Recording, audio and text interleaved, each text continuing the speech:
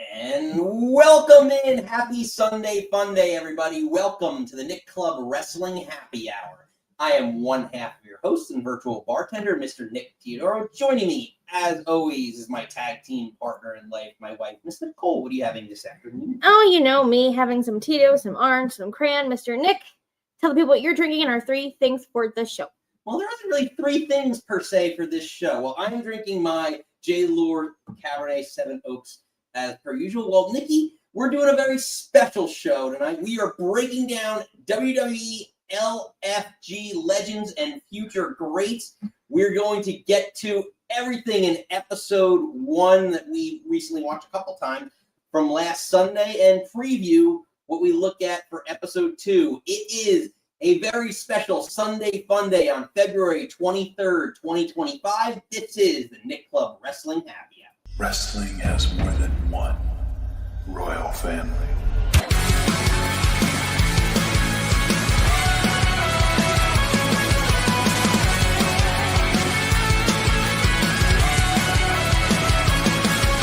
My baby want a Birkin. She's been telling me all night long. Gasoline and groceries. The list goes on and on. This 9 to 5 ain't working. Why the hell do I work so hard? I can't worry about my problems. I can't take them when I'm gone. 1, here comes the 2 to the 3 to the 4. Tell him bring another round when he's let it go. 2 stepping on the table, she don't need a dance floor. Oh my, good lord. Someone pour me up a double shot of whiskey. They know me and Jack Daniels got a history. There's a party downtown near Fifth Street. Everybody at the bar getting tipsy. Everybody at the bar getting tipsy. Everybody at the bar getting tipsy. Welcome back in, everybody. Again, happy Sunday Fun Day and a very special edition of the Nick Club Wrestling Happy Hour as we review and recap WWE Legends and Future Greats. The first episode dropped last Sunday night, and episode 2 begins in a few short hours. So we want to hear what are all your thoughts on WWE LFG. What do you think? We will let you know ours. Nikki, let's get to it. Just overall, I'll just get your overall thoughts, and then we'll get into everything that's going on with LFG. So, briefly stepping a quick step back, for those who don't know, this is a reality kind of TV competition show for one man and one woman is going to get a NXT contract. And it seems like they're going to go kind of through, wrestling moves and promo classes. And this was just kind of beginning introducing all the kids and the 4 coaches that are to help the kids to get this contract. I love it, but it sort of sometimes feels a little cheesy, a little like, okay, they're doing this.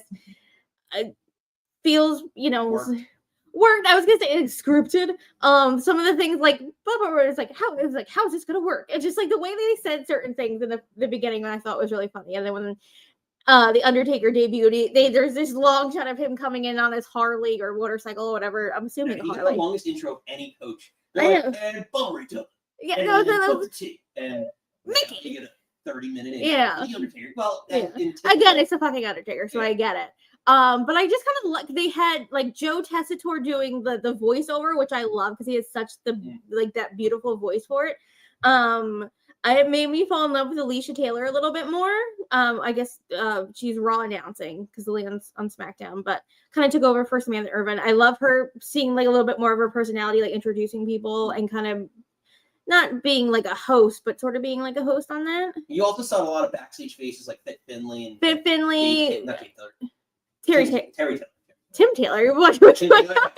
Home improvement. Oh, it's Terry Taylor, and then obviously Matt Bloom, who's like the head coach down at NXT, former Albert, John Bernard, whatever you know him as, A-Train, whatever. Lord Tensai. Lord Tensai. Legendary Lord Tensai. And tons of funk. Yes. Oh, Lord. Oh, John Bernard. But it was good. I love the documentary stuff. I love seeing the peek behind the curtain. I love like the backstage stuff of them talking. I'm super excited for this, and I thought it was a fun episode. Again, learning about the 16 kids that are, and their kids, they're children. Well, I'm glad you said that, Nikki. So let's get to it. We're going to review the contestants on WWE LFG. We talked about the coaches. So just to reiterate, the coaches are going to be The Undertaker, we mentioned, Booker T, Bubba Ray Dudley, and Mickie James. Those are the 4 main coaches for this season. But as we move and review to the contestants, we'll start with, I know you're one of your favorites, Anthony Luke. So actually, I had it written down somewhere, but no, I guess I lost it. I had their ages too. On the but regardless, here's the short scoop on Anthony Luke. Anthony Luke, aside from being Maxine Dupree's boyfriend, real life boyfriend, he's a Division I football player at San Diego State, or was a Division I football player at San Diego State University, and a brief professional football career with the Montreal Alouettes. Yeah, Chad Ochocinco, legendary in the CFL. Anthony Luke. Hey, Nikki, I know you have thoughts on him. He was a very prominent. Very heavily, yeah. So again, they did kind of like a run through of kind of like basics in the ring, and then they all cut a promo, and then whoever was a top 2 women and men promos then had a match, and then whoever kind of the coaches thought won that match got to pick their coach. First, Booker T, man, we're gonna do a lot of terrible Booker T impressions, so get ready for it. But he's like, he reminds me of a young Booker T. And then Bubba, after the match, Booker T is the thespian. I never knew how much of a thespian Booker T was. And then like King Booker, and then Bubba said he's like, don't let it go to your head, but you remind me of a young Dwayne Johnson, which is obviously The Rock. I know there's something about his face that makes you want to punch it. And I think that's the point. Like, he was supposed to be the heel in the match at the end of the show. But there's something. He reminds me of skinny David Otunga. There's something a bit like smarmy and something about him. And just like, there's something about him that just bothers me. But I guess that's the point. If they're going to portray him as a heel character, if he's going to come in as a heel character, I get that's what I'm supposed to feel. But I guess something about him just rubs me the wrong way. Yeah, not a big fan of him. I just think he's very generic, even though he's got some, it seems like, more charisma than most of them. At least it showed in episode 1. Yeah, I don't think the promo that he cut was like, oh my God. No, it wasn't. It was just like, you're going to know my name. The classic, you're going to know my name type stuff. So, I don't know. Let us know in the comments what you think of Anthony. And, where do you think he stands? Did he give you a good impression in his first rodeo? I mean, again, he did win, so he impressed the coaches about it. Yeah. But from someone who showed a lot of personality to someone who really hasn't yet, we moved to contestant number 2, Bayley Humphrey. So she's a former artistic gymnast turned elite acrobat, inspired by the Undertaker's dark and mysterious character. Again, I know she came out and she was talking about, like, in her promo about, like, having cadavers and dead organs in her hands. She loved all that stuff. So it'd be interesting because she is, like, taller and maybe, like, kind of like the build. She's jacked. Yeah. I feel like her with Undertaker. Yeah, when she cut, because basically it seems like she is going for a forensic criminology degree, saying like pulling bodies out and doing all this stuff and having organs in her hands, and everyone's joking. And Undertaker's like, that's in my wheelhouse. So that's very cute. Again, she's super jacked. You can know right away she's not. They're changing her name because her name is Bayley and spells it like Bayley spells Bayley, even though obviously Bayley's real name is Pammy Pam. But I don't know. I'm interested because we haven't, obviously they focus on more kids than others, but I'm interested to learn more about her and again, look at her body. Like, if they can, teach her how to cut a promo, like she's already going to be better than Nia Jax. Yeah. A dark, like big brooding, like dark character, like a female Undertaker type. sign me up. I know, that's a thing. Like, I don't know, Like, not that Nikki Cross and Alexa Bliss don't do a phenomenal job, but but like having like a big but check. yeah, someone like Karma. There you Karma, go. That's exactly the comparison. I could see her being There you like go. the Karma character. That's a great analogy, babe. I really like that. That'd be good because that's I kind of feel like WWE needs that. I know. I give the kid one compliment.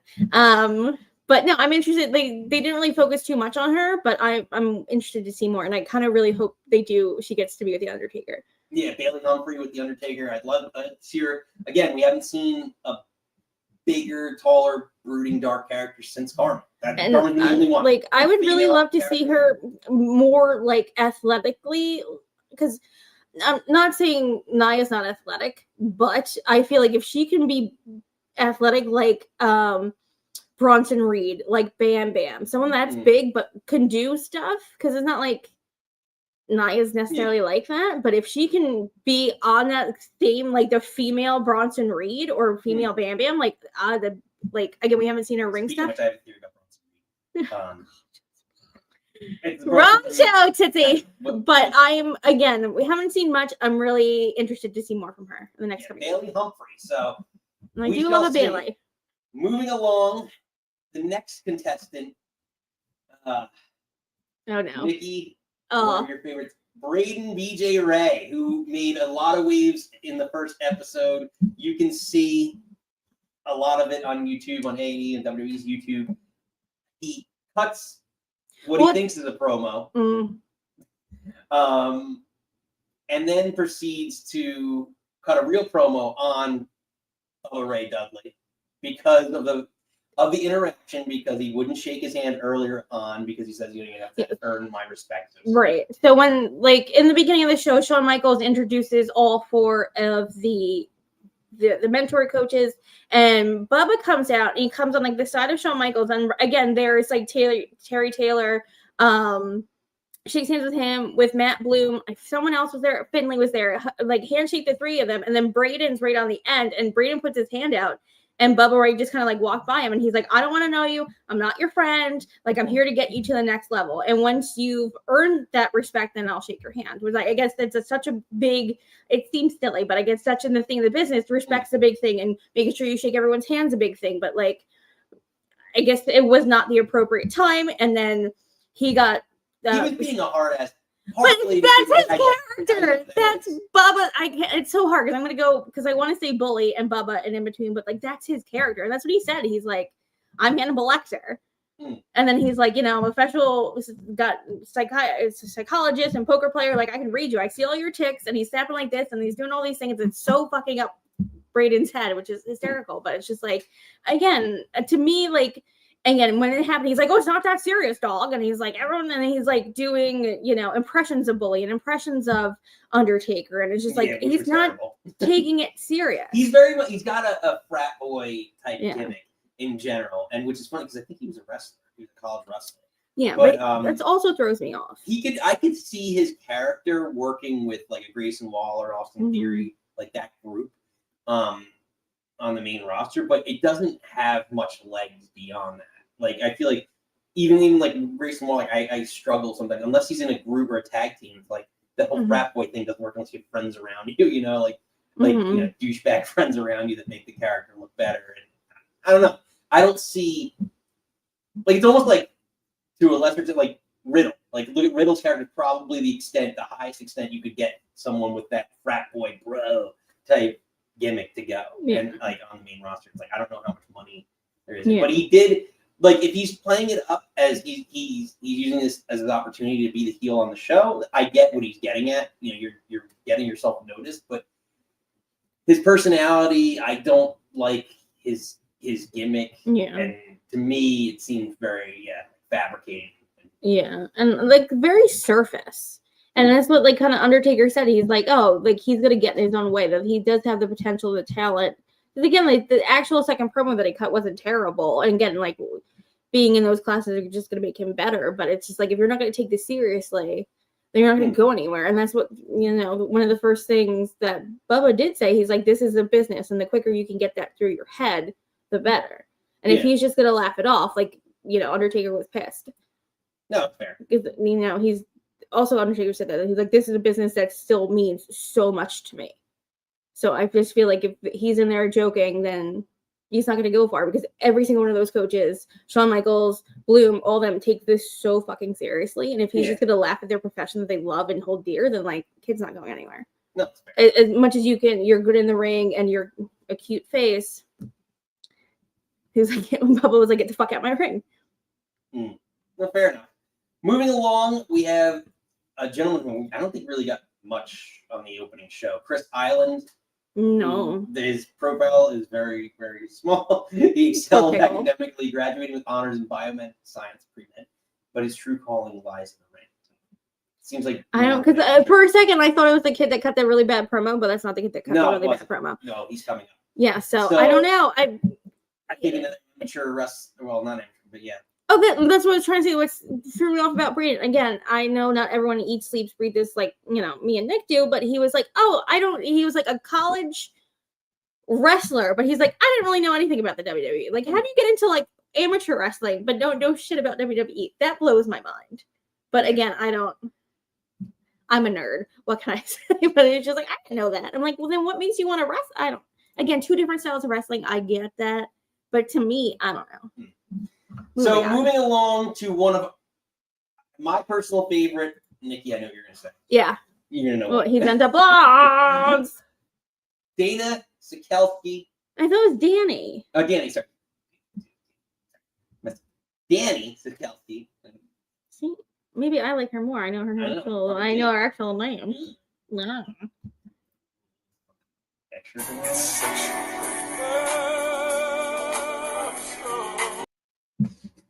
But Dani Sikelski had an accomplished career. Yeah, she's the ex-cheerleader, competitive cheerleading. She was the Penn State captain of the cheerleading team there. Then went on to the Tennessee Titans, where she was a cheerleader as well. She ends up being one of the two selected, along with TMS, Tyra Mae Steele, which we'll go over shortly, to compete in the show, the match of the end of the show. Yeah, the only viewing match that they had. Yeah, and then she, I think, shells out. I think she outperformed. I think so too. Tyra Mae. I mean, she looked great. She's only been at the Performance Center for 3 months.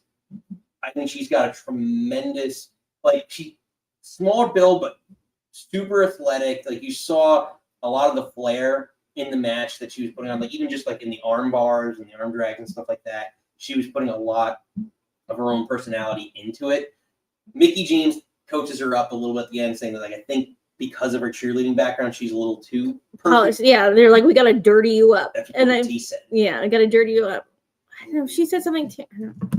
He said we gotta dirty you up, and she said something. But again, if like the worry is like you're too polished, I don't know.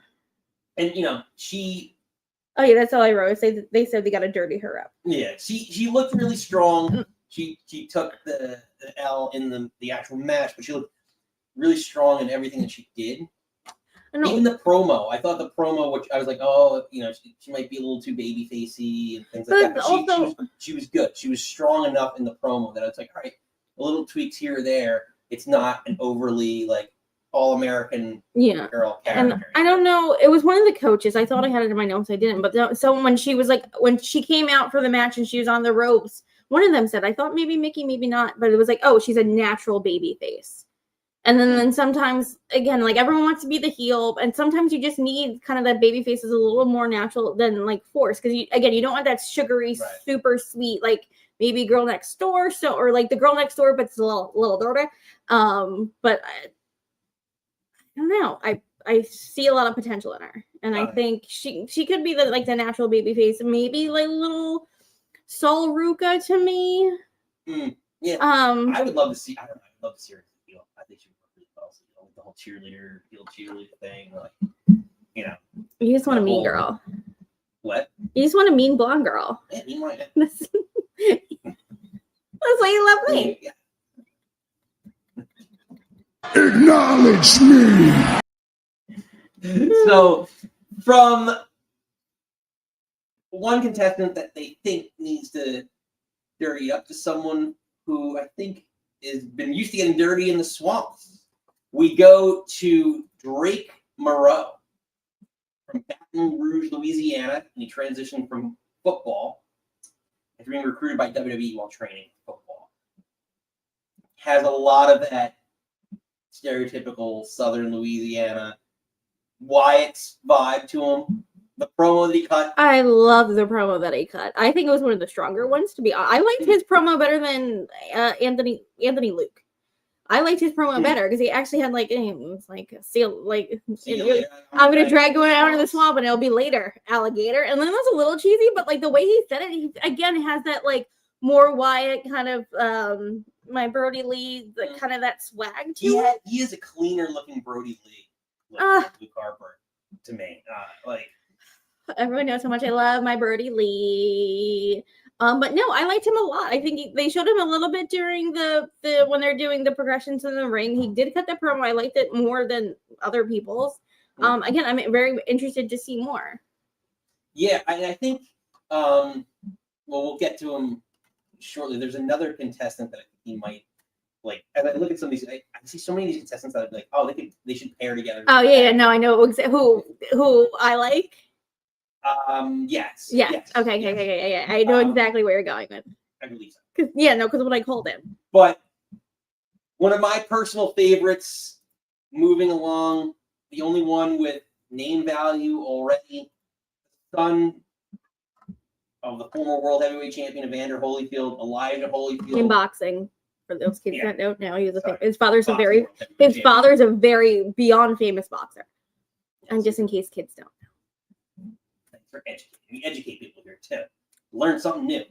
So Elijah Holyfield, the son of boxing legend Evander Holyfield, former college football player, played in national championships, and actually competed in the NFL. Super, I think, again, we talk about like the TKO, the MMA, boxing influence and everything, and like legitimacy to someone's name. Like the last couple of years, like we were just watching one Elimination Chamber where like Ronda Rousey came, it was her debut or whatever. She signed the contract. And like, I know name redacted Brock Lesnar, like you talk about all the ex-UFC people, like fighters, even like someone like Sonya Deville, like it adds, with its boxing, it adds so much, Shayna, like so much legitimacy to the character. And I know he wasn't a boxer per se, but like the background, he just has a perfect look for it. Yeah. And, I remember, again, Attitude Era, like the Mike Tyson stuff with DX and like the charisma that Elijah cut a great promo too, talking about like, he basically wants to separate himself from his father's shadow. Like, I love that idea. I think the sky's the limit for I'm really excited to see what he can do in the ring. As the season goes on. I really love the advice that Bubba gave him because I think he cut a good promo. Like again, he can talk and can command like the ring, but like what I love the advice that Bubba gave him. He was like, "What you have is your name." And he's like, "Oh, like my dad's name." And he said, "No, not your dad's name, your last name. Give your nod and your wink, like this is my name, and then make it all about you." Which I thought was Bubba needs to say that to our poor Lexus King in NXT. But it's like acknowledge what you are and the lineage you come from, but then make it all about you and how you're going to bring that moving forward and carry that lineage through. So I really like that advice a lot, but I think he definitely has an upside. I think regardless of where this show goes, he's going to be around for a little. Yeah, they're going to give him a fair shake and try and make something of him. Because again, he's just like, again, like these family ties, like Roman, like how many they give him a good amount of time to build something. So he applies himself. Yeah. Again, I feel like the 16 of these kids just need to be a sponge. Learn everything you can from the four of them. Everything you can from Matt Bloom and his team and HBK. Or I guess HBK is whatever. But like, just learn all you can. Like, incredible opportunity. So moving along, someone I think actually we talked about like people would be tag teams together. I just had this vibe like before this guy could totally be his heavy. Jasper Troy. He cuts the promo. Really about like, I've worked my ass up to get here and I'm gonna have.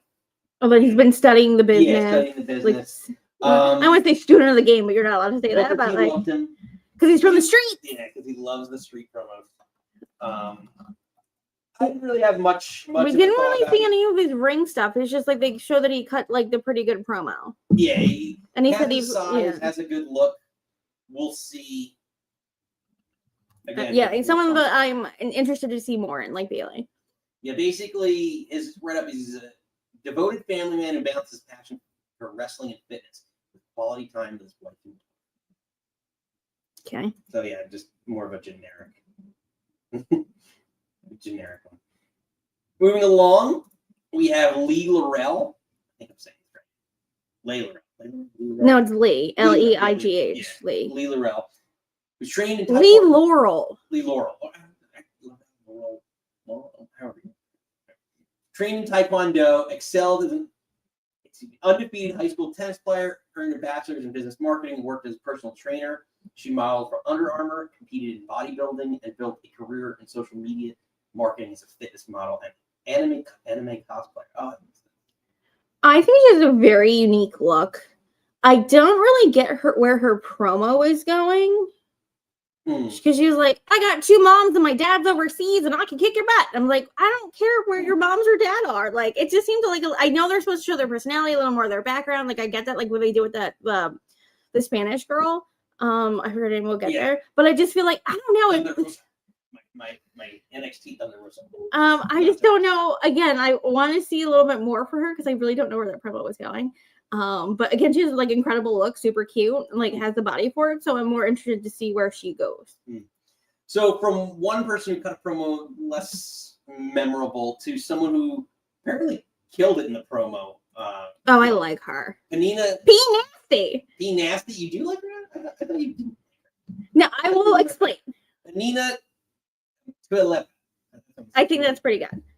She's a former national champion rugby player, first generation college graduate.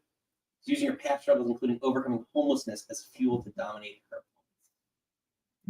I like her because again, I think she can be a better Nia Jax. She has like Why do you hate Nia? She has like an incredible look. I just like her like I think her promo was okay. Like it was good. Like the Mickey loved it. But I don't like because Mickey's like hardcore country. She's hardcore country. Her hat that she was wearing bothered me. Like her little flower cap made no sense. And maybe like the but again, like I liked her promo. I just like her she needs to work on her face. She was like mean mugging, like a little too like too much of the little ugly face. You need to reel it back a little bit, but like she looks fucking incredible there. I see again. I think her and Bayley. I want to see or the LFG Bayley. They have to change her name. So from someone that we talked about who made a little bit back to another person who made it to the finals, Shiloh Hill, as Nikki likes to call him. He's a hillbilly Roman Reigns. Acknowledge me. These are incredibly dark photos that you pulled, but he actually has kind of like the gray eyes that Vince McMahon made him wear those contacts for. Just like his face, like and then with the long kind of like scraggly wet hair, like he's a hillbilly Roman Reigns to me. He cuts two great promos, really. He has the basic one that hit him harder. Yeah. That I thought was just do it again. Babyface, yeah. Babyface-esque, and then he goes into like a darker place where like and starts yelling. Yeah. And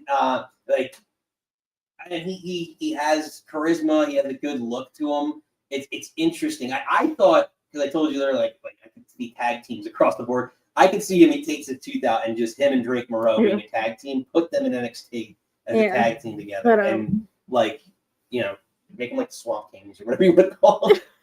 Kings, but those like I wrote down like a couple of the advice that like Bubba gave to him, and again with the promo thing, it was like it's like, oh, why are they so polar opposite promos? He's like, oh, I want to show you Rage, and it's like, show me Rage just starting out having your sweet sugary one, and then go into the yelling, and then when they're doing the ring stuff, he had slipped. And then Bubba was like, well, why did you slip? And he's like, oh, I was going too fast. And then Bubba did this crazy baseball analogy, but basically it's like you need to work in within your limits. Within your limits, and basically like you don't want to throw if you can throw 100 mile an hour, but you're not hitting strikes, then why bother? When pull it back to 90 and hit strikes throw strikes all day, which I thought was incredible. Well, yeah, because you're working as a team, as a unit. Yeah, and he's like you don't want to get hurt. You don't want to hurt the person you're in the ring with. Yeah, he showed a lot of potential. They had him at the end wrestling as a babyface, which I guess. Yeah, and I think because then Undertaker. It makes sense because Anthony is more the heel. And what Undertaker called him out for is like he entered first and then he just stood there in the ring. And then Taker was like, "You're always working. Like the match starts as soon as you walk out the curtain. Like you need to be doing something in the ring when he's walking out." Exactly. So, and I think Mickey was the only one that kind of pulled for him because I think, Anthony was supposed to be like the heel and didn't really do much stuff in the match. And she's like, how you're supposed to put over your baby face or have your baby face overcome something if you're not doing anything. Yeah. No, it's fair. It's fair. So, but I think he's also high on a lot of people's lists. Yeah, Shiloh Hill definitely has a lot of upside, and he started off the show pretty strong. He's got Undertaker's seal of approval, so that definitely can go a long way. So we talked about her earlier. I called her the NXT version of Thunder Rosa, or the Performance Center version of Thunder Rosa. Sirena Linton, a proud first-generation Mexican-American who wrestles in honor of her late brother Adrian, who stepped up as a father figure after their dad was deported when she was 16, which she cuts a promo on her birthday. The poor little pickle. Yeah, that's brutal. And again, cuts a promo on it and tries to tap into a little bit of that, but doesn't have enough energy or emotion within the promo that Bubba Dudley's pulled out of her. Yeah. And then I love he's like, "Do you see what I just did for you?" And she's like, "Yes." And he was like, "Now you need to do that for you." We'll get to that later. I really fucking love him on the show.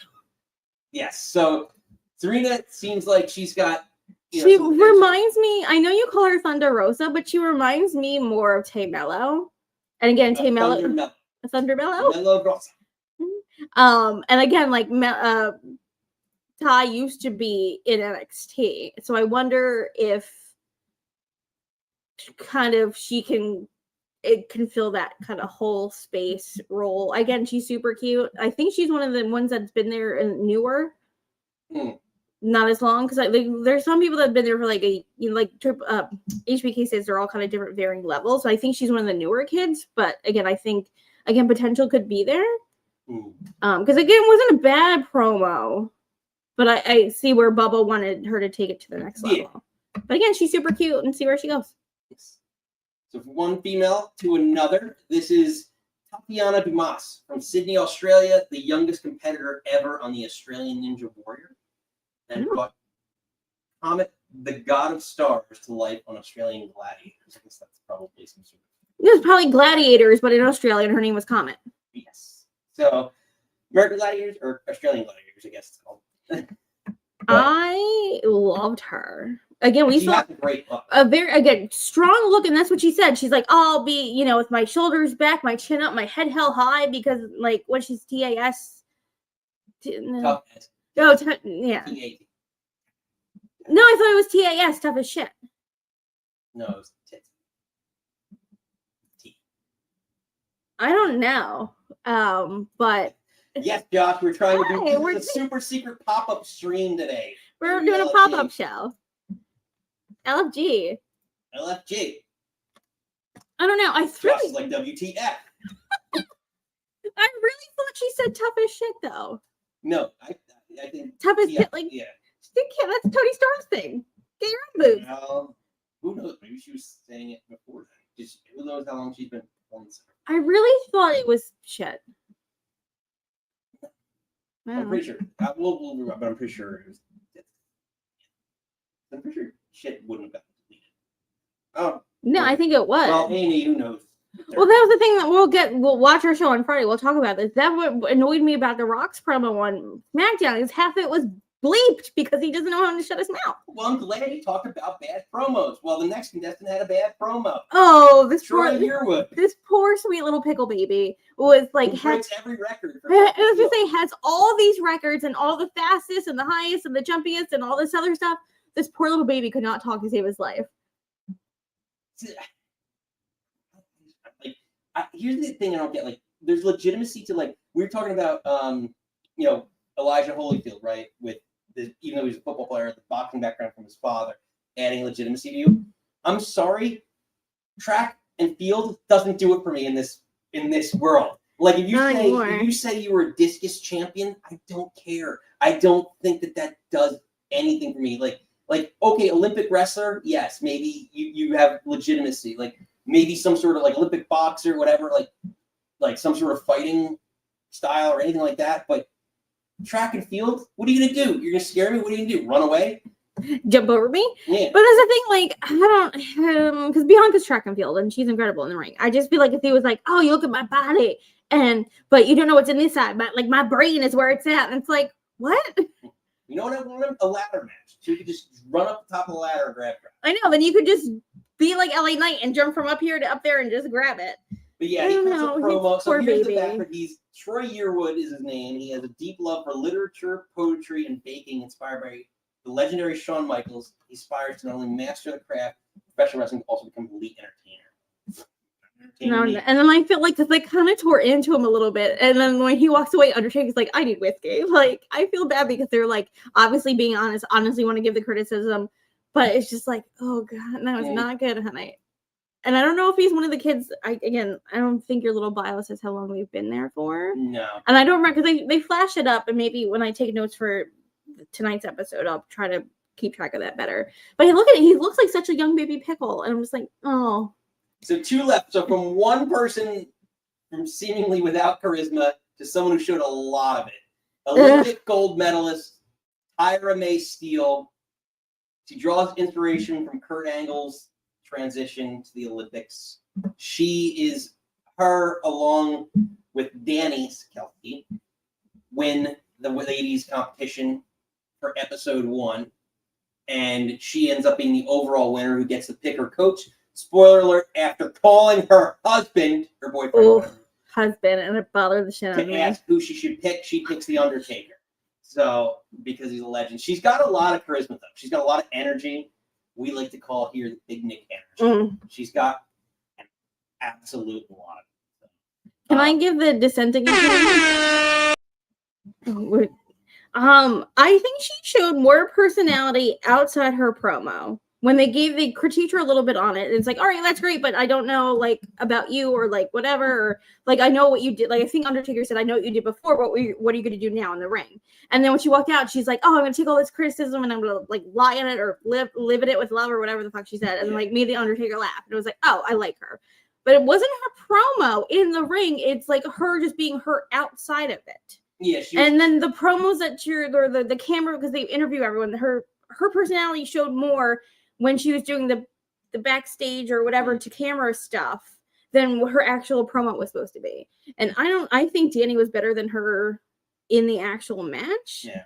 And then again, maybe that's just me. I really, like, you're supposed to be this strong badass. She showed more charisma in the match. That's what happened. As a heel, she worked great. And she, like, she was adding a little bit of, like, ad-libs and spunk to what she was doing. Yeah. And that's where I think that's why she won. Because even, like, who was it?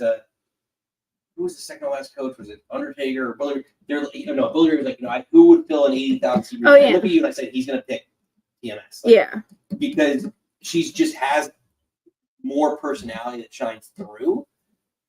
But I think at this stage, Dani is better. Yeah. But yeah, personality, like that charisma there. Yeah, she's way more charisma than a lot of people I've seen. Yeah, and I just think she felt more real outside the ring than she did their promo in the ring. And maybe, I don't know, maybe it's just me, but she's like, I don't know what to do. I'm going to call my husband. And I'm like, whoa, sister, you're going to be on the road. You're doing all this stuff. You're this badass gold medal Olympic person. And then you're like, tell me who to pick.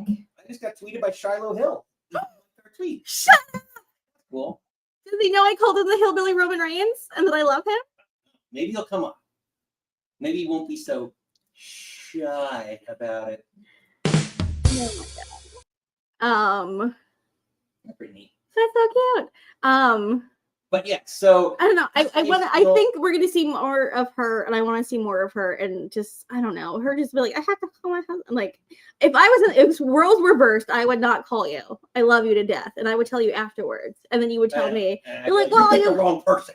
We'll get to who I would have picked, but I don't know. Yeah, that is a good question. Maybe I'm just. It's just and me. we will get to that shortly. We have a few questions we want to ask all of you. Yeah. As we get to our last contestant, Zena Sterling, who did the dumb blonde promo, but she's born in Ukraine and raised in Ohio, competed in a bodybuilding show at just 18, placing first and qualifying for nationals. Later raised $16,000 for families in Ukraine through a grueling 24-hour Stairmaster fundraiser. So a philanthropist, bodybuilder, and now turn wrestler. We will see. I didn't see much other than the promo from her, which was I think left a lot. Again, there's little hints. Again, like I like when she's like, "Oh, everyone's telling me to watch my back. I look behind me. I don't see anybody." Like, good. Again, I think with Undertaker, because Mickey, I was like, "Are you trying to be like that like the dumb blonde?" Which again, we've seen 4,000 times. But if they said it, if like Undertaker said, like, "Oh, if she had that dumb blonde but had like the mean streak in her," then that would be different. I think they have that obviously that look that they all love. Yeah, like where she got like something stupid, like she would get frustrated and then turn into this mean streak because she could.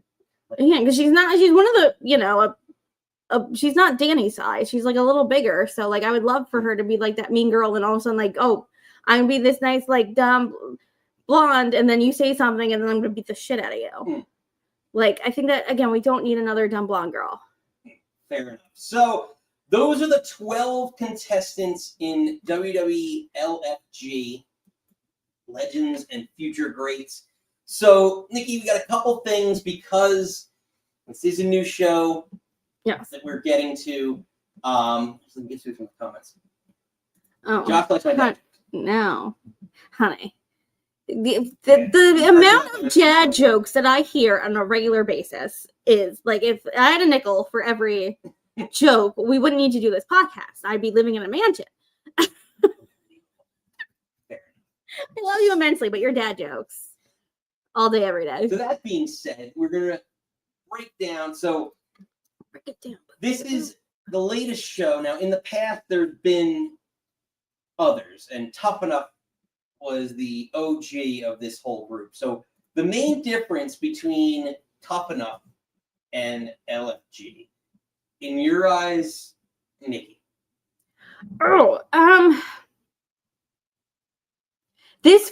And I know this is probably this. I don't know if this feels more scripty game show. I don't know, but maybe that's the opposite because also I can't say that I've watched the Tough Enoughs religiously. Honestly, the last one is the one I watched hardcore. R.I.P. Sarah Lee. But I don't know. I guess it's different because you're going to have these coaches that have a team that they're going to train. When this was just you're doing all these wacky things and I feel like I don't know if I'm clearly not articulating this at all, but I don't know if one feels more real to me, but maybe LFG feels a little more real and hopefully it goes somewhere because honestly, what you can talk about your Mavens and you can talk about what's his face that almost broke Kurt's arm and then he got beat up. That got beat up by everyone in the Royal Rumble. Well, The Miz and John Morrison, both tough enough guys. True, but didn't win. But also, Sonya Deville, was she tough enough? She was in that last season with Chelsea Green and Deanna Prato. So the thing to me about the main difference is like Tough Enough was much more and you're better at this green, than I am. Super green, right? This, you have people that are performance center for potentially up to a year. So they have a little bit of training. Maybe they've been trained on the indies or did something. There's some, NIL people and just ex-athletes kind of came through. But to me, instead of getting the raw talent, just here's how you take a bump, here's how you do a punch. Now we're actually getting to an intermediate level, at least, of experience where now you actually get to see, okay, the nuance of now you can work a match. Like instead of saying your match is going to be you doing a couple hip tosses as a finisher. Now it's, you even seen like they're having them this week as we go into the preview. Sorry. Touch my wall. That was not a fake punch. That was a real punch there. But like you start to see guys using their finishing moves, and like Shiloh Hill uses his like pedigree-ish The twisting thingy. thing, which looks really awesome. Yeah. So Shiloh, if you want to come on the show, watch it. My He hillbilly might be watching Roman on Twitter. Reigns. He might be one of our Twitter watchers. There's a lot of people on X. I love you immensely. Let's talk. So yeah, the main difference to me is the experience level. No, they have a you're little right. bit more of a honed character. Like they didn't have a character in Tough Enough. Oh yeah. So, they had No, to kind you're of make a right. character. This you're seeing something, which is really exciting. It's kind of sad because like again, if only one person gets or two people get an NXT contract, there's They're gonna gonna be some good keep talent. some of those. Yeah, like, yeah. You gotta look at like the Cruiserweight Classic and the Mayhem Classics. Like again, the winner got a thing, but like they kept a lot of those kids. Mm. So I hope this isn't when I'm done. And like honestly, like all like the people like you said about Miz and Morrison, and obviously Chelsea and Deanna and Patrick Clark for a hot second. Mm. But kind of the people that don't win have a longer kind of legacy. And again, sorry, Sarah. So that being said, the other question I have for you kind of touched on this earlier, but we have a lot of talent here, a lot of legends. Right? Legends. So which of the coaches stood out to you most? Undertaker's a ledge, obviously. I love Mickie James. I'm actually glad they do have one female judge or mentor. I'm glad that it's not because obviously she's in the WWE family. Obviously her husband is the general manager on SmackDown, but not someone that's kind of in the day-to-day of WWE. Like obviously like how Booker is, he's obviously commentary on NXT, and Bully Ray kind of flirts with everybody, but I think Mickey's a perfect thing for it. Again, Booker T is that guy that's so close and also has his own wrestling school. So it's like definitely an interesting mix of judges or mentors. I don't know what we're supposed to be calling them. Mentors. No, coaches. Coaches. Yes. Coaches. Coach mentor. You did a nice little rundown. You kind of did it like Anthony did his selection. Oh yeah, he's like, you're he, great, and you are great, and you're all great. And you get my rose. Yeah, But but you my knew rose he was goes to going to Booker he's T. going to Booker T. Yeah, man. So the coach, gun to your head, the coach that stood out. I love Bully Ray. I want to go because I did take notes. I just kind of loved everything that he said. As like, this is a business. Get that through your heads. Work within your ability, and there's a baseball analogy.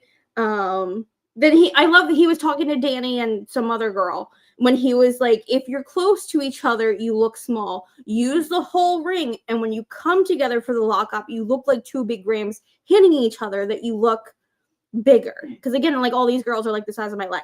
So I really loved that from him. And then he was basically whoever else was doing that promo. He's like, believe your own bullshit, so I will believe in it. And then he's like, then he was talking to BJ. He's like, I looked at you, and then you talked. I want you to get the fuck out of my ring. No, it wasn't BJ. It was No, it was BJ. No, I think it was somebody else. No, that was BJ. I literally have in my notes what he said. Bubba said to BJ. No, because he was like, "Oh, look at you," and then he's like, "You talk," and then like, "Get the fuck out of my ring," because then he's joking and he does all the things in the text and whatever. But I don't know. I just feel like Bully sees not.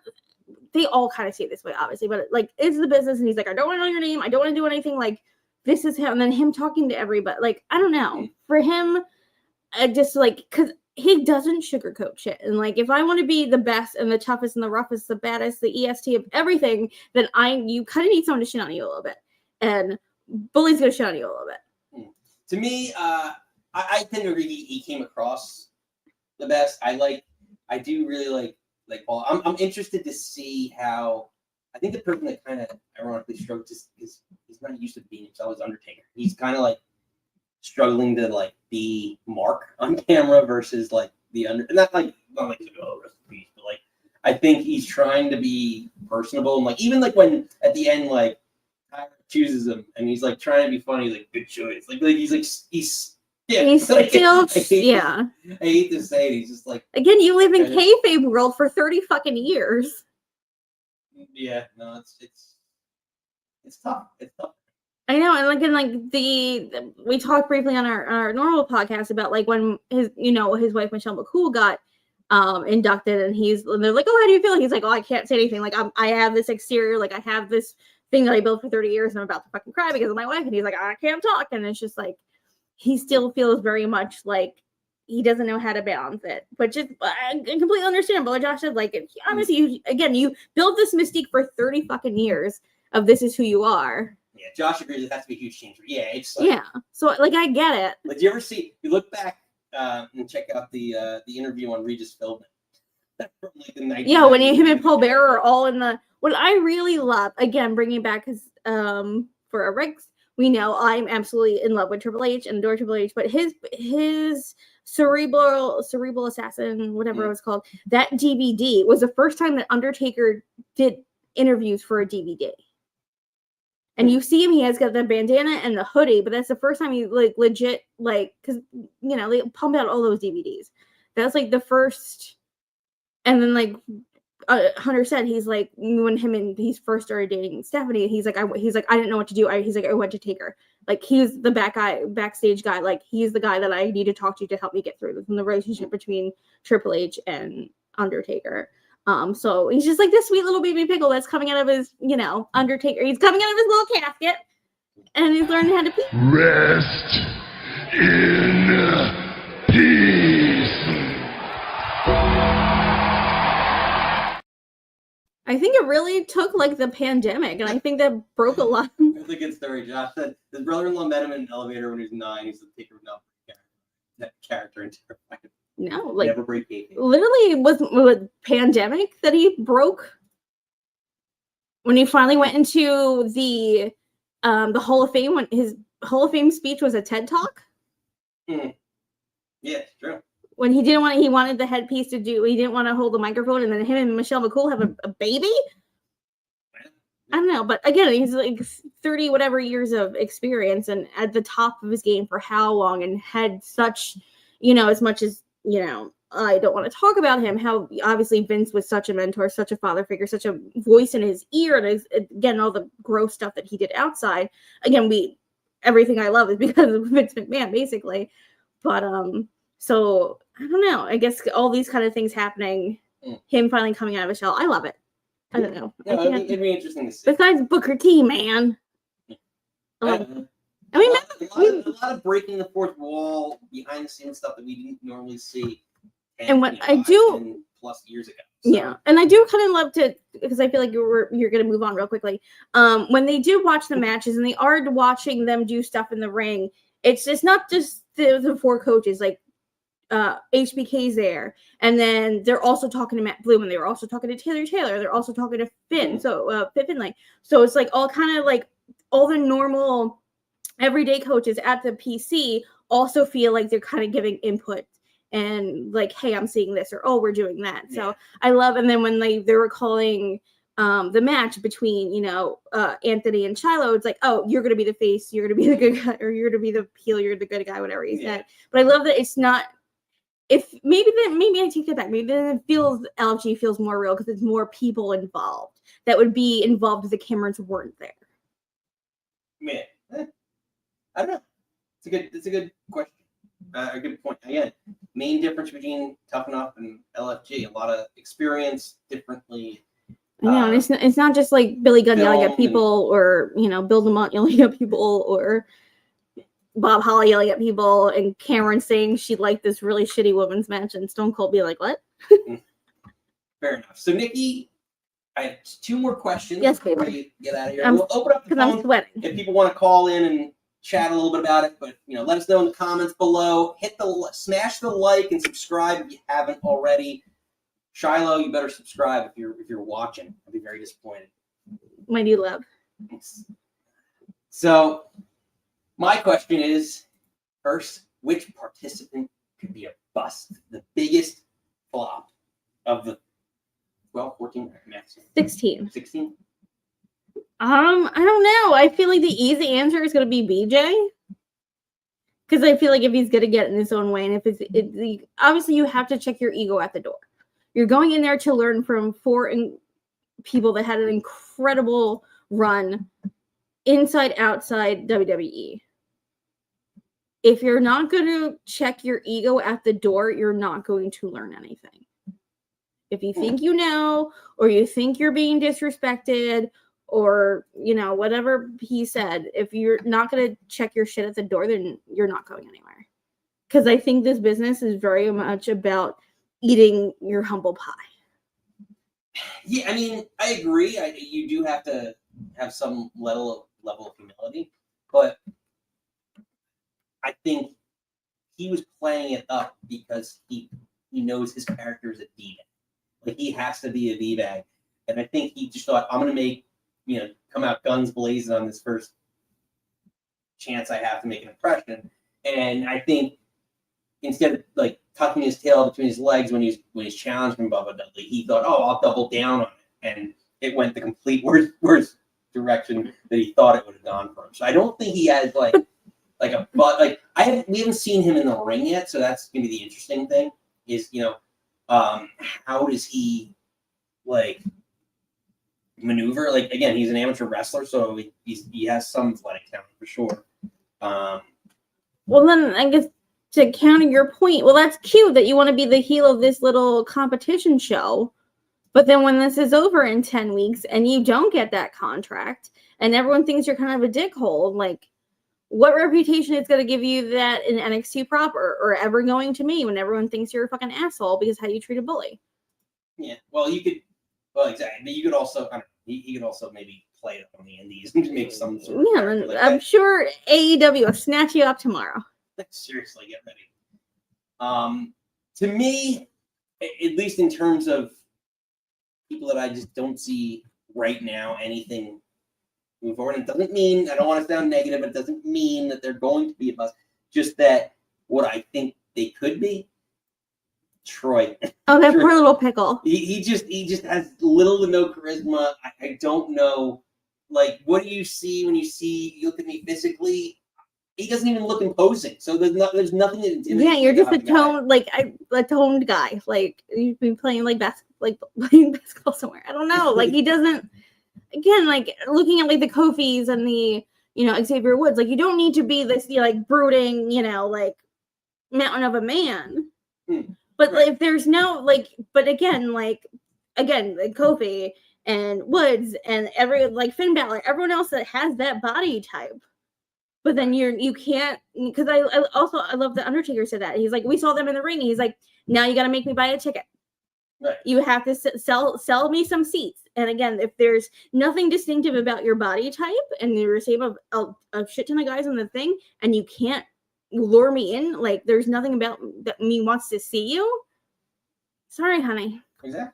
Yeah. And poor little pickle, because he's the cute little smile, and he tried, and I was like, oh. Yeah. Poor little pickle. You never know. I mean, he's gonna win. Watch us in 10 weeks. He fucking wins it. I know. He's a winner. It might be Troy's year. No. No, I don't get that one. You're gonna give yourself that one. Thank you. I'm here every Friday, 6 p.m. Eastern. And if you haven't yet, smash the like and subscribe. Gotta keep hammering that home until people do it. So, Nikki, we don't want to end on negative topics. Nope. So, as we get through the last of episode 1, who is your early favorite to win WWE LFG? Yeah, well, my hillbilly Roman Reigns, Shiloh Hill. I think he has the look, teeth in, teeth out. I'm excited to see this week's episode when he hits that whatever move that he's calling that. I don't know. There's just something about him that I'm just I want to know more. I want to see more. I want to know more. I would buy a ticket to go see him right now. You're not so Roman Reigns. Acknowledge me. He's my Roman light right now. Roman light. My hillbilly Roman Reigns. I'd be interested to see him. Everybody plus Jackson as a heel. That's good.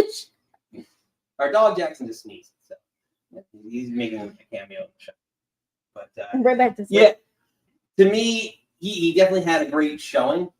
But like when I think about like who legitimately could win this competition, I have to go back to Elijah Holyfield.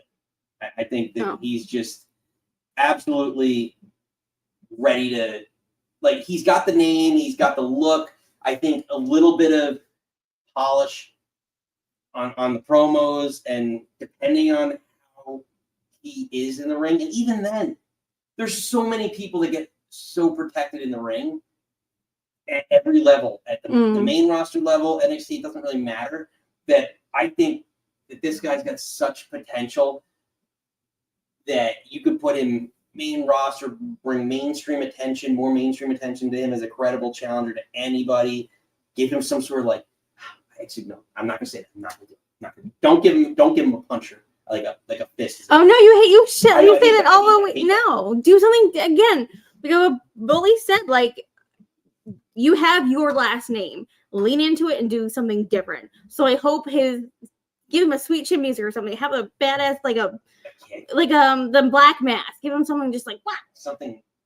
Or honestly, then or the opposite, or have him tap you out. Like an and like a just like a device. Yeah, Anaconda. I was gonna say Kimura. Tap people out. I feel like again, maybe this is more of our actual proper podcast question, but like I don't know. Do like maybe because we're watching old Daniel Bryan stuff, watching Elimination Chambers, but like how many people are tapping out people anymore? Like we're like. Tap you out, and I wish Gunther would go back to that more, but I digress. But yeah, it's a good point. But yeah, wouldn't it be great to do that? Yeah, Boston Crab. So let us know in the comments below, who is your favorite? Don't tap to a Boston Crab anymore. This is 1992. Crab. My city. But who is your early favorite to win WWE Legends Future Greats LFG? Who do you got? Let us know in the comments below, or I threw it up there. Throw it up.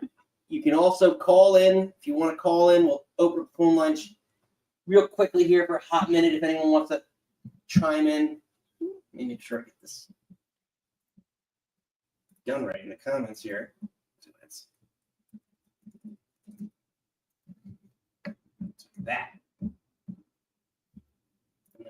So if you want to call in and talk some wrestling with us, WWE LFG, episode 1. Episode 2, we see later this evening. At 8 p.m. Eastern Standard, whatever that correlates to you on A&E. So we hope to see the rest of the teams. Yeah, because I don't think they really, I actually didn't say that. They didn't really touch on it, how the other 14 people are going to pick their teams, and is it the coaches? Because I feel like maybe the coaches pick, because that would seem to like you get to pick your person. So then, are the coaches picking? Does like HBK have a thing? Is Matt Bloom, Giant Bernard gonna pick? Get in there, Bernard. I love it. Yeah, like is it a random drawing? Oh, they did show that Tumblr thing. Maybe. Oh, maybe. Who do you want to see with each coach? Is there a particular wrestler that you would like to see? Bayley with Undertaker. Yes. And then I'm worried I think you'll see if Booker T picks people. I think he'll pick a particular from the streets people. Yeah, I'd like to see him with oh my gosh. Now I'm gonna remember his name. P. Nasty. I could see that. That'd be all right. Or the other guy that you thought. Yes. I want to say like Jacob. Jasper Troy. Jasper. Jacob Jasper. Jasper. But yeah, it'd be interesting to see again where they go from here. Which coaches end up with which? Like, I want to see Mickie James with Dani.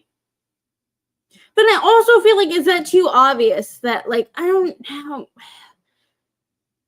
that certain girls go with Mickie? Or like you would want to know, because honestly, if like as much as I love Mickie James, I don't necessarily know if I would want a female coach. I would want to get a different perspective. And I think as a guy, I would want Mickie to be my coach because obviously Mickie James has an incredible career, been in a million locker rooms, but also because there isn't having like who her husband is because they see like you saw Gunter be there, Michelle McCool's in an episode. Like I don't know if they're bringing other people in. Yeah, like CM Punk is on the yeah. So, I have this theory, and I threw this on Josh's show earlier. What if they did a similar thing to Nexus, and because it's 16 weeks, right? So it would be closer to like summertime, and it's CM Punk with a couple of these people on the main roster. Nope, hate it immediately. Hated it. I gotta do it. Yeah. Hated it.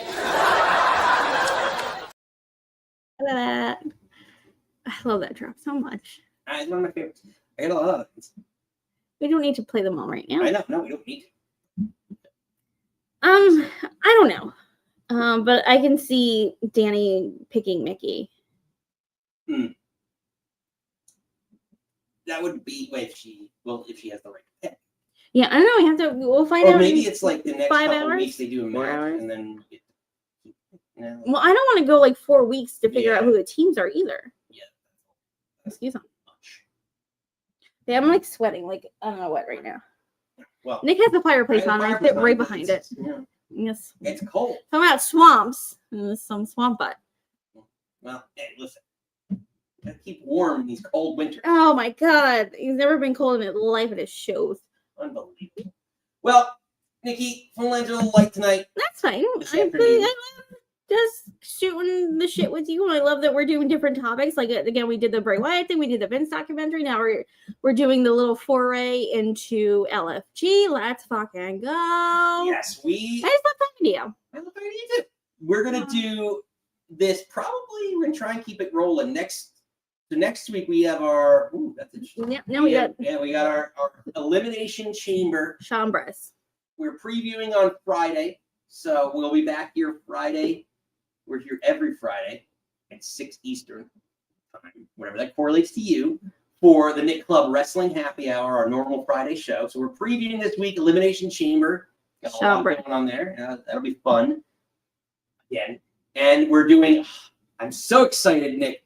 March Mania Madness. Now that I know the rules, I'm into Mania Madness. WrestleMania Main Event Madness. It's all the main events at WrestleMania in a bracket. Get ready. The Knit Club Wrestling Happy Hour, all the regulars, everyone chiming in the chat gets to vote on it. If you missed the show on Friday, here are some of the rules.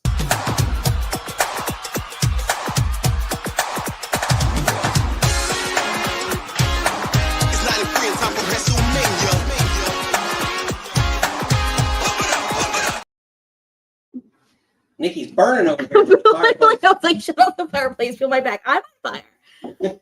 So next week is the play-in round. So we did some seedings, and we have some preliminary seedings for the play-in rounds next week.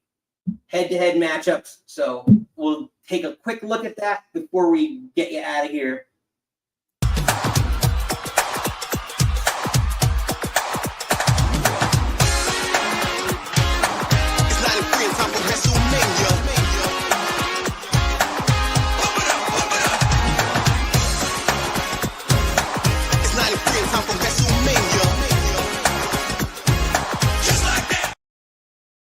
Just like that.